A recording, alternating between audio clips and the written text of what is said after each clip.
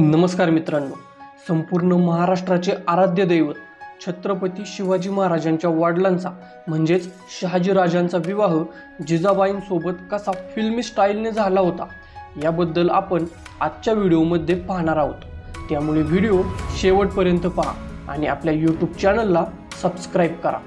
मित्रांनो, शिवाजी महाराजांच्या वडिलांचे नाव मालोजी भोसले होते हे तर आपल्याला माहीतच आहे, पण या मालोजींना एक भाऊ होता, त्यांचं नाव होतं विठोजी। हे मालोजी आणि विठोजी सुरुवातीला 1577 मध्ये सिंदखेडच्या लखोजी जाधवरावांकडे नोकरीला लागले। या लखोजी जाधवरावांबद्दल जर सांगायचं झाल्यास हे सिंदखेडचे देशमुख होते। अहमदनगरच्या निजामशाहीत यांचे खूप वजन होते। यांच्यासारखे बलाढ्य व शूर सरदार त्यावेळेस निजामशाहीत फारच थोडे होते। मालोजींना 1594 मध्ये पुत्र झाला, त्याचे नाव त्यांनी शहाजी असे ठेवले। या शहाजींना जाधवराव आपल्या घरी घेऊन जायचे, त्यांचे भरपूर लाड करायचे। जाधवरावांना जिजाऊ नावाची 2 ते 3 वर्षांची एकुलती एक मुलगी होती। शहाजीराजे जिजाऊंबरोबर भरपूर खेळायचे। अशा प्रकारे त्यांची लहानपणापासूनच मैत्री होती। शिमग्याचा सण आला होता। जाधवरावांनी रंगपंचमीचा समारंभ करून सर्व मातब्बर लोकांना आणि नातेवाईकांना आपल्या घरी आमंत्रित केले। मालोजींनाही आमंत्रण दिले होते, त्यामुळे मालोजीही शहाजींना घेऊन समारंभास गेले होते। शहाजीराजांचे वय त्यावेळेस 5 वर्षांचे होते। जाधवरावांनी शहाजीराजांना हाक मारून आपल्या जवळ बोलावले। शहाजीराजे जाऊन त्यांच्या मांडीवर बसले। इतक्यात जिजाऊ सुद्धा धावत येऊन वडिलांच्या दुसऱ्या मांडीवर बसल्या। दोन्ही मुले समान वयाची पाहून जाधवराव सहजपणे हसत बोलले की, मुली, तुला हा नवरा पाहिजे का? इतक्यात दोन्ही मुले एकमेकांवर रंग गुलाल उधळू लागले। त्यांची ती थट्टामस्करी पाहून सभेत बसलेले लोकही हसून म्हणाले की जोडा योग्य आहे।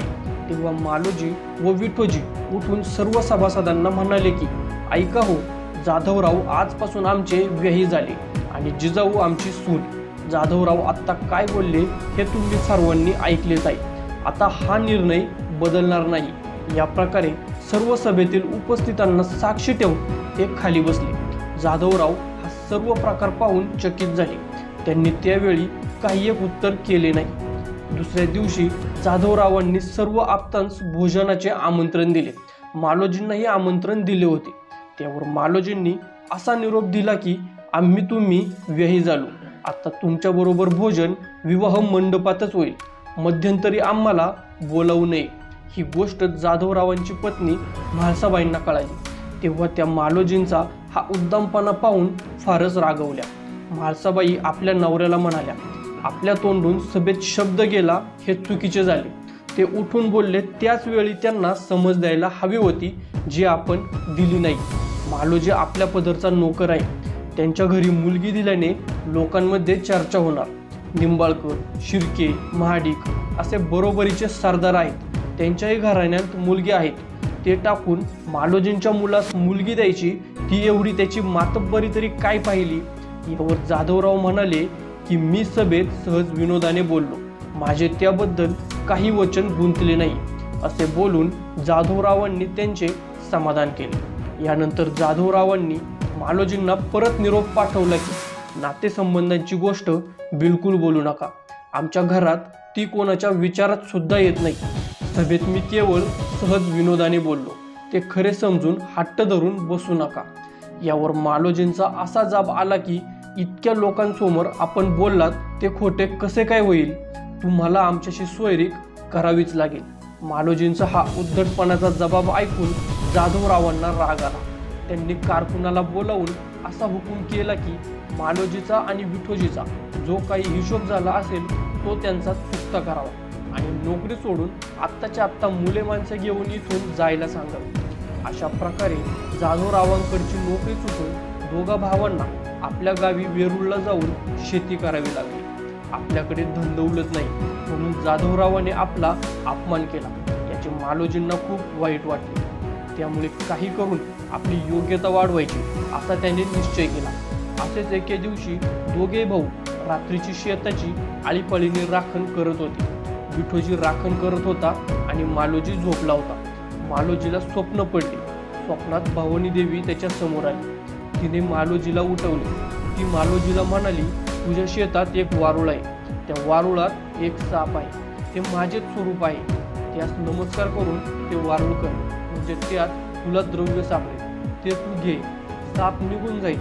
त्याच्या वाटेला जाऊ नको. हे स्वप्न पडल्यावर मालोजी जागा झाला व त्याने हा सर्व प्रकार आपला भाऊ विठोजीला सांगितला. मग त्या दोघांनी स्वप्नाची सत्यता करण्यासाठी ते वारुळ खणले. त्यामध्ये त्यांना भरपूर प्रमाणात द्रव्य सापडले. हा धनलाभ झाल्यामुळे मालोजीला मोठा हुरूप आला. या धनाच्या मदतीने मालोजीने 1000 घोडी खरेदी करून भरपूर नोकर चाकर व शिलेदार नोकरीला ठेवले. मालोजी सुरुवातीपासूनच धर्मशील होता. त्याने अनेक ठिकाणी तळी, विहिरी तसेच मंदिरे बांधली. अनेक क्षेत्रांच्या ठिकाणी पुष्कळ दानधर्म केले. मग मालोजीने आपला मूळ हेतू सिद्धीस नेण्याचा प्रयत्न पुन्हा सुरू केला. मगाशी सांगितल्याप्रमाणे त्याने 1200 स्वार पदरी बाळगून जाधवरावांपाशी पुन्हा मुलीच्या लग्नाविषयी मागणी केली.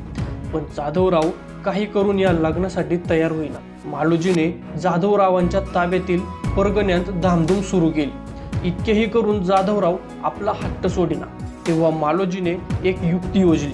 मालोजीने व विठोजीने 2 डुकरांची शिकार केली आणि ती दौलताबाद जवळच्या मशिदीत टाकली आणि त्या डुकरांच्या गळ्यात चिठ्ठ्या बांधल्या. या चिठ्ठ्यांत त्यांनी निजामशहाला अर्ज केला की जाधवरावाने आमच्या मुलास मुलगी देण्याचे भर सभेत कबूल केले असून आता बायकोच्या सांगण्यावरून वचनास फिरला आहे आणि त्याने आम्हाला नोकरीवरूनही काढले आहे.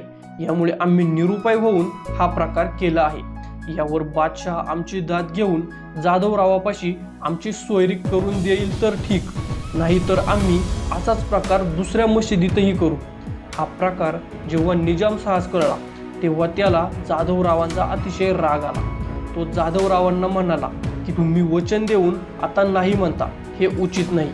तुमच्यामुळे आमच्या मशिदीत हा असला प्रकार मालोजी भोसलेने केला आहे. यावर जाधवरावाने असे उत्तर दिले की भोसल्यांच्या मुलास मुलगी न देण्याचे कारण इतकेच की त्यांची आमची योग्यता सारखी नाही.